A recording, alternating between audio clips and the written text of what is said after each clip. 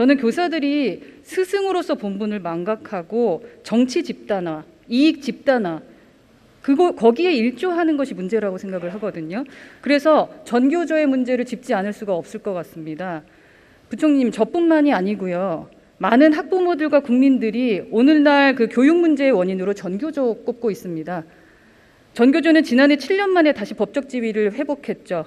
그리고 쏟아내는 요구들이 교원 정치 활동 합법화 등의 다양한 내용이 있었습니다. 믿기지를 않아요. 전교조가 교육을 올바로 세우겠다라는 강령을 내세우고 있습니다만 말과는 정반대로 정치 집단화, 이익 집단화되어 있다고 생각을 합니다.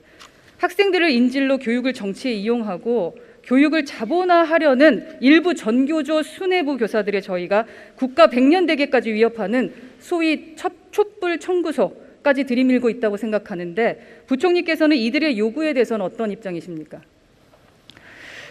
여러 교원 단체들이 있고 전교조도 그 교원 단체 중에 한 단체입니다. 그리고 오랫동안 처음에 전교조를 만들면서 이제 참교육 운동을 해왔던 것에서 또 여러 이제 역사적 과정들이 있어왔죠. 위험한 발언 계속하십니다. 참교육도 한번 찾아보시면 오해할 만한 게 많죠.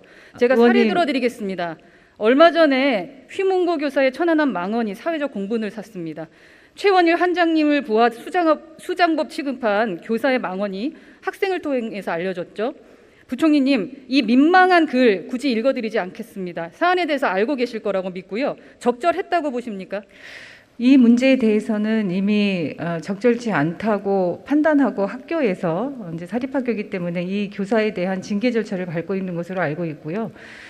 의원님께서 지적하셨던 전교조의 그런 문제에 대해서는 달리 평가할 수 있는 부분도 있고 또 의원님 사례를 지적사항이 계속 드리겠습니다. 이 발언은 우선 최원일 함장님과 천안함 생존 용사들의 명예를 훼손했을 뿐만 아니라 교육 공무원의 품위 유지 그 의무 자체도 지금 위반한 것입니다. 또한 정치적 중립 그 의무도 위반한 것입니다. 그래서 그 부분은 그런데 전교조는요 여전히 교원의 정치활동 합법화를 요구하고 있습니다. 지금도 이런 정치 편향적인 막말이 자행되고 있는데요. 만약 전교조의 정치활동 합법화 요구가 관철된다면 얼마나 더한 편향적인 사상주입이 조직적으로 이루어지게 될지 아찔합니다. 저는 전교조의 이런 요구가 교원의 정치 집단화, 이념 집단화를 막고 있는 최소한의 제동 장치마저 철거해버리는 것이라고 생각해서 위험하다고 생각합니다.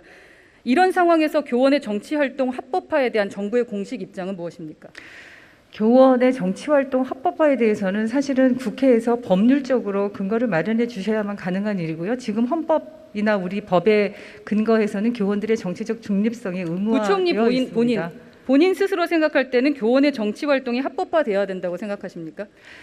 저는 교원이 교사로서 아이들에게 다양한 정치적인 견해들을 소개하고 비판의식을 갖게 하는 것은 할 수 있다고 생각합니다만 본인 개인의 정치적인 성향이나 의사를 아이들에게 강요하거나 주입할 수는 없다고 생각하고 있습니다. 그렇죠. 우리 공교육이 가장 중요하게 여겨야 할 대상이 누굽니까? 가장 중요하게 생각해야 될 대상. 우리 학생들입니다. 당연한 거죠. 그러나 전교조는 공교육을 수단으로 사용합니다. 정치적, 이념적 이득뿐만이 아니라 금전적 이득까지. 의원님께서 그렇게 좀 정치적으로 과도하게 말씀하시는 거에 대해서는 제가 모든 내용에 대해서 동의하기는 좀 어렵습니다. 조희연 서울시 교육감의 교사 특혜 채용 사건은요. 전교조를 중심으로 한 교육 행정을 자신들의 금전적 이득을 위해 악용하는 내로남불로 보여졌습니다. 이런 상황 가운데 더불어민주당은요. 전교조의 촛불 청구서를 갚기 위해서 특별법까지 만들어 발의했습니다.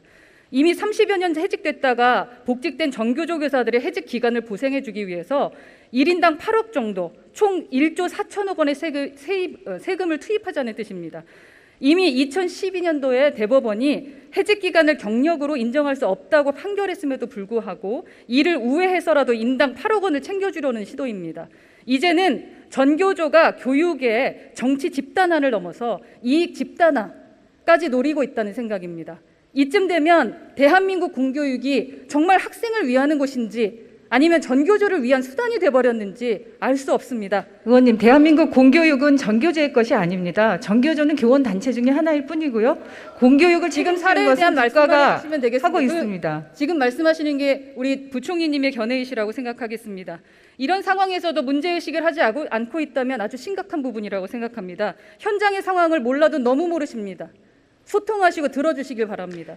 제가 전교조 교원 눈치 보시느라 단체들하고도 계속 그런 소통하고 거라면 있고요. 부총리님 학부모 미래의 교사들하고도 청년들을 계속 바라보시길 소통하고 바라겠습니다. 있습니다. 학생들에게 필요한 것은 자신들의 이념만을 쫓는 전문 선동꾼이 아닙니다. 자신들의 이익만을 찾는 강성 노조원이 아닙니다. 누구나 상처를 주기도 하고 받기도 하지만 다 괜찮아질 거야. 라는 노랫말을 얘기해주고 위로와 격려를 줄 수 있는 선생님입니다. 자신들의 정치적 금전적 이익이 아니라 진정으로 학생들의 학습권을 보장해 줄 수 있는 선생님이 필요한 겁니다. 정치 집단화, 이익 집단화 되고 있는 우리 공교육의 현실, 공부를 하려면 학원을 가는 것을 당연하다고 여기는 문화, 우리 교육당국이 분명한 책임이 있습니다. 전교조의 청구서가 아니라 아이들의 미래에 빚진 마음으로 남은 임기에 최선을 다해 주시길 당부드립니다. 들어가셔도 좋습니다. 한 말씀만 드리고 들어가겠습니다. 들어가셔도 좋습니다. 의원님께서 말씀하신 것은 의원님의 정치적인 문체부 장관님 이어서 입장입니다. 질문 드리겠습니다. 예, 공교육은 정부가, 교육부가, 교육청과 함께 책임지겠습니다. 전교조의 그런 문제를 공교육 일반의 문제라고 지적하시는 것에 대해서는 동의할 수 없습니다.